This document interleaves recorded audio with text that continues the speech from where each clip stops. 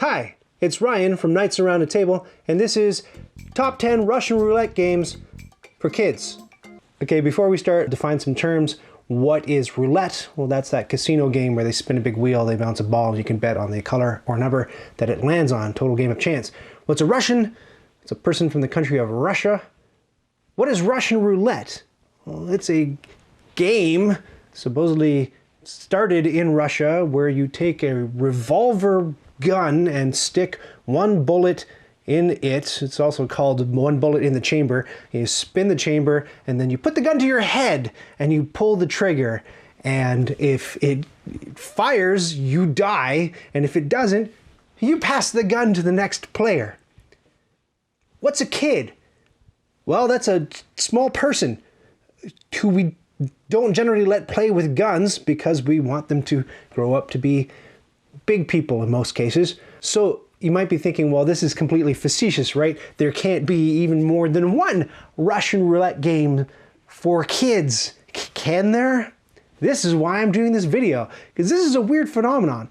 There are so many Russian roulette games for kids, in point of fact, that I could barely narrow it down to a list of 10 to cover for you. It's this bizarre phenomenon that I haven't heard too many people talk about, so I wanted to go over it. To be clear, this is not a list of the Russian roulette games for kids that I think are good Russian roulette games for kids. I don't think there are any good Russian roulette games for kids because Russian roulette really isn't a game. It's a chance activity where maybe somebody dies. So this is more like a top 10 list of games where the WTF factor rises with every step we go on the ladder. Now, I also want to make clear what isn't a Russian roulette game for kids. Russian roulette game for kids is generally a plastic spring-loaded toy that you cock at the beginning of play, and then players take turns doing stuff, manipulating the toy until the spring pops and whatever effect the toy manufacturer has concocted, and they're many and varied and wild and woolly, it happens, and then the game ends. So not included on this list are things like Jenga, Kerplunk, Topple, Riff Raff, Don't Break the Ice, maybe Buckaroo, because those involve potentially a modicum of skill, and it depends on how you manipulate the spring-loaded thing or the stacked tower of blocks before they fall over, the reaction happens. So that's not that. A Russian roulette game for kids is where you have absolutely no say in when the thing is gonna pop. It's a completely randomized deal. So here we go. Number 10, I Want to Bite Your Finger. Special thanks to my friend Carla for loaning me her copy of I Want to Bite Your Finger from 1981. The deal with this one is everybody has a token. You play a snake or a bat or a spider and you move around the track. You want to get to the finish line. And I believe for every space you decide to move, you have to turn the hand on Dracula's clock. And you know, when you get to whatever random number it was set to, we're okay. We're okay. I'm going to use this hand. Okay. Yeah, still good. All right. The tension. Ah! So it's a little bit broken. Carla, I didn't break it, I promise you. But ha! Dracula's cloak flies open, and his cloak is supposed to fly open, and there are two little markers, and you have to put your finger in there, and then Dracula bites your finger, so it puts two red dots on your finger. You know what? This one I don't find all that objectionable. It's kind of cute. I get it. When Dracula bites your finger, you lose the game. You didn't make it to the finish line. It's not a game still, but it's cute, and I don't find it too terribly horrible. Number 9, Don't Wake Daddy. This is one where you have to spin a spinner and you play kids creeping around the house at night and daddy's sleeping, and then you have to pump a button a certain number of times, and again, when you trigger the random thing, daddy, who has a nightcap on, wakes up from bed and he's got eyes like he's like totally strung out, and his arms are out like a mummy, and his nightcap goes flying off. What's weird to me about this one, so many things. First of all, why do you want to buy a game that encourages your kids to creep around the house at night for whatever bizarre reason? Second, where's mommy?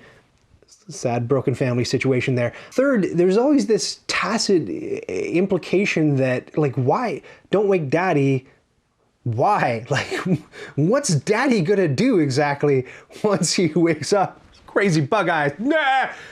But still, as far as objectionable goes, it's not a game still. So I object in the fact that it's not a game, but it's not as sleazy as some of the other ones get. A dishonorable mention would go to Greedy Granny, where you have a elderly granny sitting with a basket of baked goods on her lap, and the idea is you want to steal cookies from Granny and again pump a button, and when you trigger it, Granny, much like Daddy, pops up again like a mummy and her dentures fly out at you.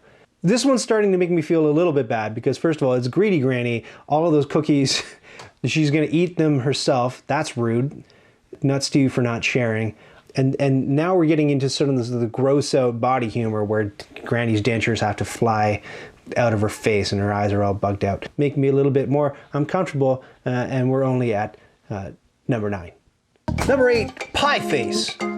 I was surprised to learn that this is actually a game from the 60s, as Board Game Geek informs me. This one is going to look familiar. They did a huge marketing push lately, so I thought it was a modern game. You spin the spinner, and that's how many times you got to turn the crank. Now what's sitting here, the box says whipped cream not included. What you're supposed to do is put a little plate of whipped cream on there, and then you stick your face through it, and whatever you spun on the dial is however many times you have to hit this crank. Now you don't have to use whipped cream. They have included a sponge that you can wet, and hopefully that hits you in the face. I haven't wetted it. I don't like getting my face wet. Ugh. What? One, I lose. I win. I don't know. That's another weird thing about these games, these Russian roulette games for kids, is it's not always clear.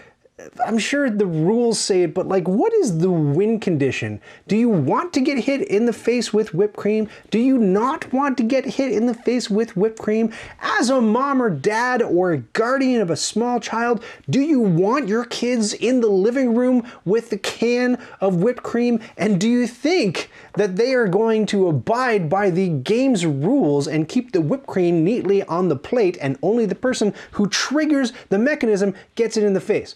As a parent, I can assure you that will not happen. Whipped cream will be everywhere. When I was in high school, I was in a performing arts program, and we actually performed the Monty Python sketch, The History of the Jape, which involves a lot of pie throwing in faces and stuff. And you know what? If I smell canned whipped cream now, I get this nauseated nom flashback from when we did that sketch, because whipped cream is gross, and I guarantee you don't want it all over your furniture and your kids. Number 7, Curse of the Cobras. I'm including this only for my own sake, for nostalgia. This is not one of the more well-known Russian roulette games for kids or one of the more popular ones, but it's the one that I played when I was a kid. It's from the early to mid 80s, and the deal is there are 2 cobras and a sarcophagus, and you take these Ankh keys and you take turns putting your hand through the spring-loaded cobras and sticking them in the holes of the coffin. And if you hit the trigger point, then a skeletal mummy remains pops out of the sarcophagus, and there's a rattling noise, and then the cobras clamp down over your arm. Not really, they just go ding. So it's very, very gentle, but the implication is kind of weird. I'm pretty sure this game is heavily inspired by or influenced by the big movie at the time, Raiders of the Lost Ark, which was, for some bizarre reason, marketed as great for kids. And then again, at the end of the game, you count up who had the most Ankh keys in there without getting trapped by cobras and menaced by a undead, I don't even know. Number 6, Soggy Doggy. So again, file under messes you don't want your kids to make in the living room. You got to push a button of this wet dog, and when the thing triggers, the battery operated dog filled with water, I don't know, that's a great idea, shakes and gets everybody at the table wet, simulating possibly one of the most unpleasant aspects of dog ownership. I'm not a big dog person, and I don't like it when dogs do this because dogs are super gross. So to make a game out of it, I don't know, maybe kids enjoy that, having all the filth of a dog sprayed all over them, but I don't want that filth on my kids, in my living room, or in my game space. Get off my game lawn. Dishonorable mention goes to another water-filled game called Egged On, where you fill these rubber eggs, some of them with water, and you spin a dial. You have to pick up one of these potentially water-filled eggs and smack it against your head, and if it's filled with water, all the water is now all over you and your important papers that you have to provide to the tax man later, and then they come to your house and ask you why all the ink has bled off of them, and you try to explain that your kids are playing Egged On, and they throw you in jail anyway. Number 5, Pop the Pig. Here we're getting into, now we've crossed the threshold into more objectionable territory. In Pop the Pig, you have to spin a dial to figure out which burger to feed a pig who has a rubbery balloon belly and like an apron that's closed, and you have to pump a button and the belly gets bigger and bigger, and you win, I don't know, when the pig's clothes pop open because he's too fat to fit them. So talk about Monty Python. This is essentially the game version of the Mr. Creosote sketch from The Meaning of Life.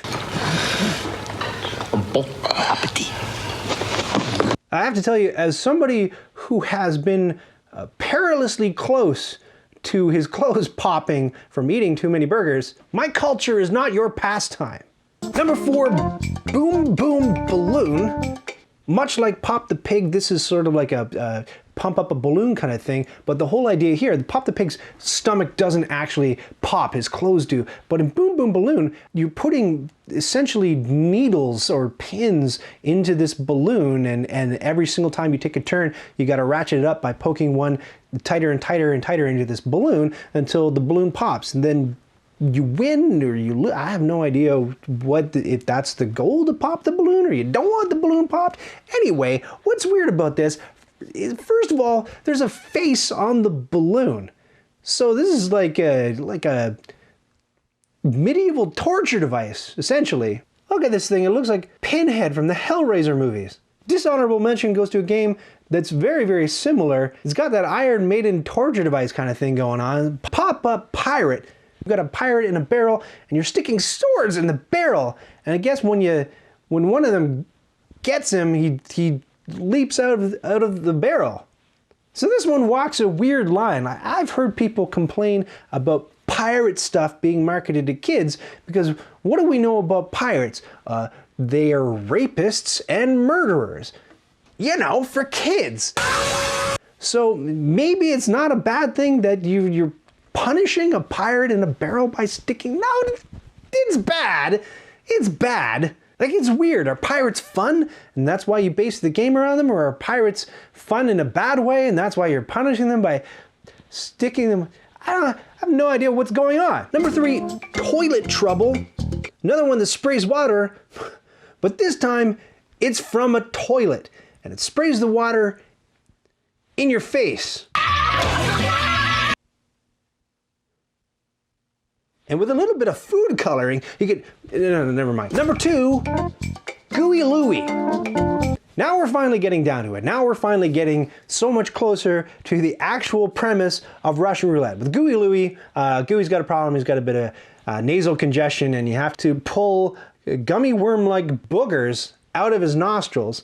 And if you trip the mechanism, Kuya Louie's brain pops out of the back of his head. Oh no, his brains flew out. I don't know, was this like a toy exec who was sick of his kid picking his nose? So he's like, I know, I'll develop a cautionary tale in the form of a Russian roulette game for kids where you just pull the boogers out and your brain violently pops out of the back of your head. And that's why you don't pick your nose. Once again, down to who wins, who loses. Like, I don't get it. Do we want Kuya Louie's brains to pop out of the back of his head? The poor guy needs a tissue? Do we not want that to happen? How do we count up score? I haven't read the rules of Kuya Louie, I have to admit to you. I've done no research here. I'm assuming you win based on the number of boogers you were able to extract from his nose, so your score is counted in strands of mucus? It's weird. However it works, it sounds like a whole lot more fun than Carcassonne. Now, before I give you my #1 Russian roulette game for kids, you're asking me, Ryan, what about Crocodile Dentist? Well, I couldn't do this list without mentioning Crocodile Dentist, and of course, the other game that you have to mention, along with Crocodile Dentist, Shark Bite. Shark Bite is a shark with a big open mouth, and you are extracting sea creatures that the shark has eaten from its throat, and if you trigger the thing, the shark, okay. And Crocodile Dentist is where you're pulling, you're just extracting, you're yanking teeth out of an open crocodile's mouth. And if you pull the wrong tooth, the crocodile advances on you and collapses his jaws shut. I've never really had a tooth extracted, but I imagine it's not like, okay, you can get any of these, but if you get this one, I'm gonna chomp you. #1, Kaba Kick. This is a Japanese game, a Korean game. I don't know, I can't read Japanese or Korean. But let's assume the safe bet here is Japanese game, where it's Russian roulette for kids, but instead of a gun, you use a gun, and instead of a bullet, you use a bullet, and instead of putting the gun to your head and pulling the trigger, you put the gun to your head and you pull the trigger. So this is straight up Russian roulette for kids using a gun and plastic bullets. You know, for kids. I don't know how many of these games actually exist, and I haven't researched the history of them to find out how far back they go, but they were endemic all through my childhood. And if you look at something like Pie Face goes back to 1964. Why are these games so...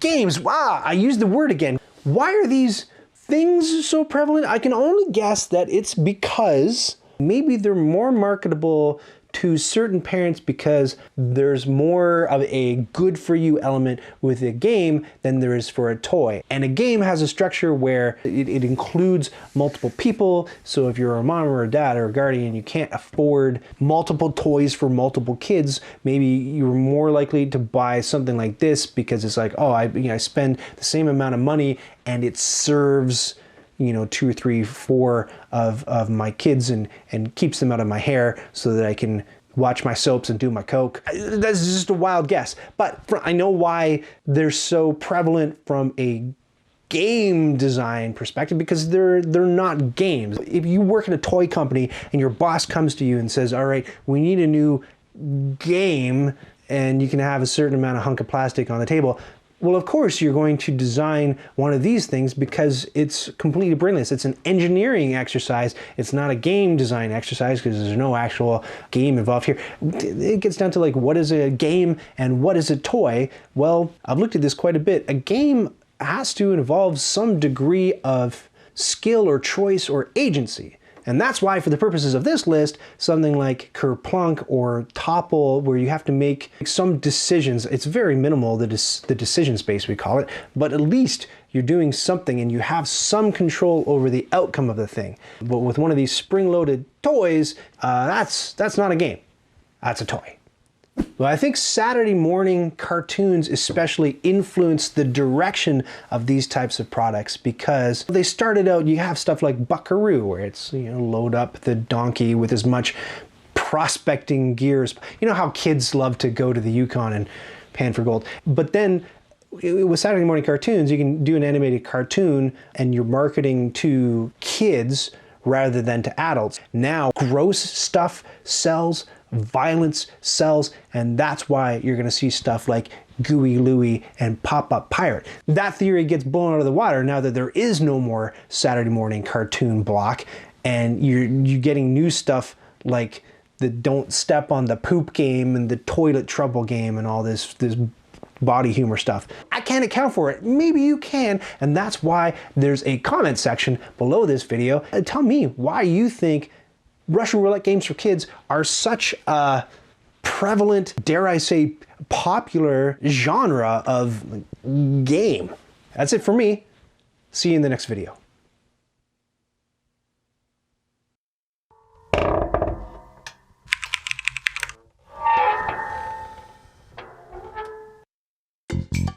Did you just watch that whole thing?